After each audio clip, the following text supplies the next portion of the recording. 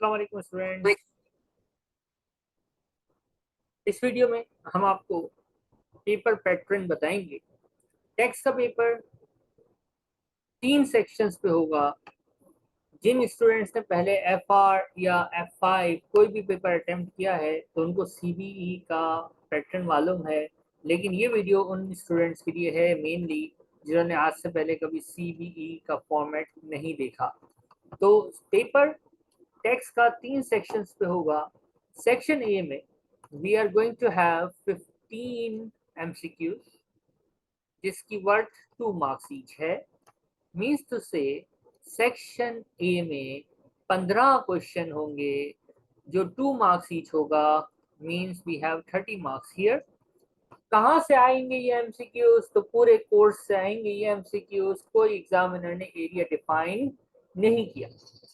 Section B में हमारे पास 3 case study questions होंगे, यानी यूं कह लें कि 3 सिनेरियोज होंगे। हर सिनेरियो पे एग्जामिनर 5 क्वेश्चंस करेगा और एक क्वेश्चन की वेटेज जो है वो होगी 2 marks. Means 1 scenario is equals to 10 marks and we are going to have 3 scenarios. तो 10 प्लस 10 प्लस 10, तो ऑल टुगेदर सेक्शन बी भी जो है वो कितने मार्क्स का है? 30 मार्क्स। एक सिनेरियो आएगा, एक टॉपिक पे होगा और उससे रेलेवेंट 5 क्वेश्चंस होंगे।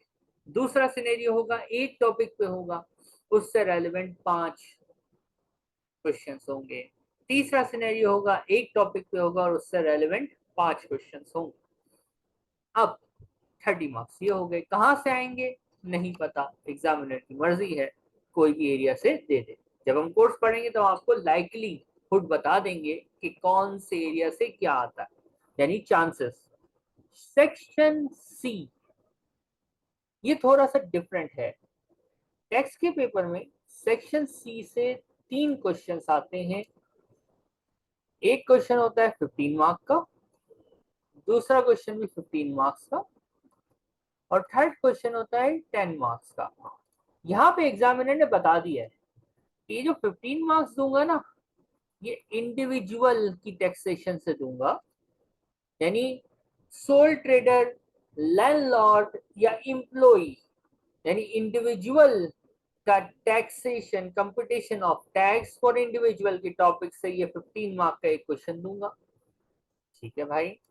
दूसरा क्वेश्चन जो मैं दूंगा, एग्जामिनर कहता है, वो देता है कि भाई कॉर्पोरेशन टैक्स से दूंगा, यानी कंपनीज की competition of income and tax, उससे मैं एक क्वेश्चन लाजमी दूंगा 15 मार्क का। और एग्जामिनर फरमाते हैं कि 10 मार्क का क्वेश्चन मैं टैक्स प्लानिंग से दूंगा। टैक्स प्लानिंग कि अगर ये कर लो या ये करो, 2 ऑप्शन है, कौन सा ऑप्शन में टैक्स बचेगा, ये काम करना ज्यादा टैक्स में फायदेमंद है या ये काम करना, यानी ऑप्शंस ये भी हम सीखेंगे। और ये सेक्शन सी का पैटर्न बदल नहीं सकता। एक क्वेश्चन इंडिविजुअल के टैक्स से आएगा, एक क्वेश्चन कंपनीज के टैक्स से आएगा और एक क्वेश्चन लाजमी जो है वो टैक्स प्लानिंग से आएगा। ये पेपर का पैटर्न है। अब हमारे पास एग्जामिनेबल टॉपिक्स कौन से हैं? मेनली जो हमारे मेन टॉपिक्स हैं हम उसकी बात करते हैं। तो देखो, हमारा सिलेबस में सबसे इम्पोर्टेंट एरिया है इंडिविजुअल। इंडिविजुअल का टैक्स कैसे लगता है। फिर हमारे पास होती है पार्टनरशिप। फिर है हमारे पास कॉर्पोरेशन टैक्स। ये हमारे 3 इंपॉर्टेंट एरियाज हैं। सबसे ज्यादा जो आपका सिलेबस का एरिया है वो इंडिविजुअल के टैक्सेशन का है। ठीक है, सिलेबस का सबसे बड़ा पार्ट, सबसे बड़ा पोर्शन जो है वो इंडिविजुअल का टैक्सेशन है, ये बात याद रखिएगा। अब इंडिविजुअल के टैक्सेशन के अंदर हमारे पास जो टॉपिक्स हैं वो है कैलकुलेशन ऑफ टैक्स। फिर हमारे पास है कैलकुलेशन ऑफ इनकम। जैसे कि हम बताते हैं कि टैक्स आपकी अकाउंटिंग के बेसिस पे कैलकुलेट हुई इनकम को नहीं मानता। वो कहता है एम्प्लॉयमेंट इनकम जो अकाउंटेंट ने कैलकुलेट की है वो नहीं, हमारे रूल्स के हिसाब से निकालो। ट्रेडिंग इनकम यानी नेट प्रॉफिट जो आईएएस और आईएफआरएस के हिसाब से कैलकुलेट हुआ है वो नहीं, हमारे हिसाब से निकालो। प्रॉपर्टी इनकम यानी प्रॉपर्टी इनकम या रेंट इनकम, वो भी आप अपनी अकाउंटिंग के हिसाब से नहीं, हमारे रूल्स के हिसाब से निकालो। पेंशन जितनी मिली हम उसकी बात नहीं करेंगे, हम टैक्स रूल्स के हिसाब से उसको देखेंगे। और इन्वेस्टमेंट इनकम्स यानी इंटरेस्ट और डिविडेंड, वो भी टैक्स रूल के हिसाब से कंप्यूट होंगे। ट्रेडिंग इनकम बहुत बड़ा टॉपिक है और मोस्ट लाइकली यही होता है कि ये एग्जाम में अच्छा खासा आ रहा होता है। पार्टनरशिप के अंदर भी ट्रेडिंग इनकम ही होता है कि पार्टनर्स भी जो है वो ट्रेडिंग इनकम यानी प्रॉफिट अर्न कर रहे होते हैं, लेकिन पार्टनरशिप में कुछ अपने रूल्स होते हैं।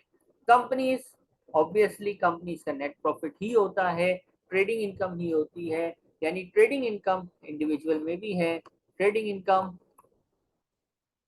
पार्टनरशिप में भी आएगी, ट्रेडिंग इनकम कॉर्पोरेशन में भी आएगी।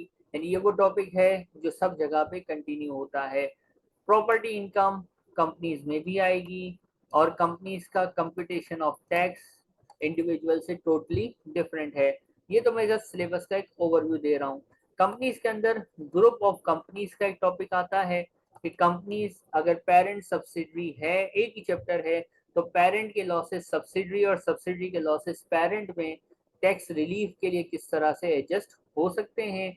इंडिविजुअल के अंदर हमारे पास एक टॉपिक है जिसको कहते हैं ट्रेडिंग लॉसेस, इंडिविजुअल को लॉस हो तो किस तरह से हैंडल करना है। एक हमारे पास सेपरेट टॉपिक आता है जिसको हम कहते हैं यूके टैक्स सिस्टम, ये थ्योरी का टॉपिक है। फिर इसके बाद हमारे पास ग्रुप ऑफ कंपनीज के बाद कंपनीज के अंदर भी ट्रेडिंग लॉसेस होते हैं कि अगर कंपनी को लॉस हो जाए तो कंपनी किस तरह से हैंडल करेगी। इंडिविजुअल के अंदर हमारे पास एक टॉपिक होता है, छोटा सा आसान सा टॉपिक है जिसको कहते हैं नेशनल इंश्योरेंस कंट्रीब्यूशन। इसके बाद हमारे पास थ्योरी के चैप्टर्स हैं जिसको कहते हैं एडमिनिस्ट्रेशन, कि टैक्स किस डेट को भरना है। ये एडमिनिस्ट्रेशन इंडिविजुअल की भी है और कंपनीज में भी है। इंडिविजुअल टैक्स कैसे भरेगा, कंपनीज टैक्स कैसे भरेंगी, यानी डेट्स हमें याद करनी होती हैं कि किस दिन रिटर्न जमा करवाना है यानी टैक्स की वर्किंग जमा करवानी है, किस दिन टैक्स जो है वो गवर्नमेंट को पे करना है। तो ये हमारे पास मेन टॉपिक्स जो हमने कहा कि इंडिविजुअल 15 मार्क्स, कंपनीज का 15 मार्क्स और टैक्स प्लानिंग, ये सब यहाँ पे कवर होता है। तो सर बाकी कोई और टॉपिक्स भी हैं? तो हाँ, और टॉपिक्स भी हैं जिसके अंदर हमारे पास पहला टॉपिक है कैपिटल गेन्स टैक्स। ये कंपनी और इंडिविजुअल दोनों के लिए होता है। सीजीटी, आपने कोई नॉन करंट एसेट बेचा, अकाउंटिंग में उसको प्रॉफिट ऑन डिस्पोजल आप बोलते थे, टैक्स में उसको gain on loss on disposal of non current asset ही बोलते हैं, लेकिन इस पर टैक्स लगता है। आपको फायदा हुआ ना, फायदा हुआ तो गवर्नमेंट को क्या देना पड़ेगा, हिस्सा देना पड़ेगा, उस हिस्से का नाम है सीजीटी। आपने अपने अर्लियर स्टडीज में एक टैक्स पढ़ा है सेल्स टैक्स या वैल्यू एडेड टैक्स, के इनडायरेक्ट टैक्स होता है, फाइनल कंज्यूमर को देना होता है। इसके हमारे पास दो चैप्टर्स हैं, हमें ये भी देखना है। यूके का टैक्स मरे हुए आदमी को भी माफ नहीं करता। एक बंदा मर जाए, जिंदगी में उसने कोई गिफ्ट शिफ्ट किए हो या वो प्रॉपर्टी छोड़ के मर जाए तो उस पर भी टैक्स लगता है। अब वो कवर में तो टैक्स नहीं देगा, ऑब्वियसली उसके जो एग्जीक्यूटर्स हैं या रूल्स के हिसाब से जो भी ट्रस्ट वगैरह में पैसे उसके जा रहे हैं, टैक्स वो लोग पे करेंगे। कैसे करेंगे, कब कहाँ टैक्स पे होगा, मौत पे जो टैक्सेशन की वर्किंग होती है इनहेरिटेंस के टाइम पे, वो है topic inheritance tax. CGT inheritance tax most likely होता है सेक्शन बी में, एक एक एमटीक्यू इधर से आ जाए। वैट से बहुत ज्यादा हमारे पास जो है वो एग्जाम में एमसीक्यूज आ रहे होते हैं। तो ये हमारे पास टैक्स का कोर्स है, यानी इंडिविजुअल के टैक्सेशन, पार्टनरशिप का टैक्सेशन, कंपनीज का टैक्सेशन, इसके फर्दर टॉपिक्स, फिर सीजीटी कैपिटल गेन्स टैक्स, फिर इनहेरिटेंस टैक्स और वैल्यू एडेड टैक्स। सारे टॉपिक्स करने हैं। याद रखिएगा 50 पासिंग मार्क्स हैं और टैक्स का कोर्स स्किल्स लेवल का सबसे बड़ा कोर्स है। टैक्स के कोर्स की अगर रिवीजन किट उठाओगे तो ये F5 की बुक जितनी रिवीजन किट है।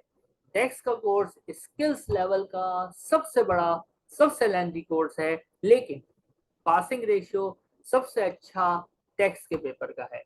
सबसे अच्छा या highest passing ratio which is 50 to 55% average tax का है।